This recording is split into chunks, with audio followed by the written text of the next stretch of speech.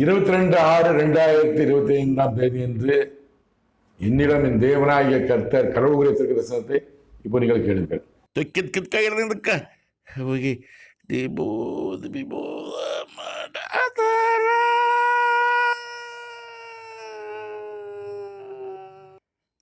தான் தோன்றி தனமானவன், அதிகாரம் மமதை உடையவன், உலக ஜனங்களுக்கு விரோதமாகவே செயல்படக்கூடியவன், மூன்றாம் உலகப் போர் அவனால் ஆரம்பமாகிறது.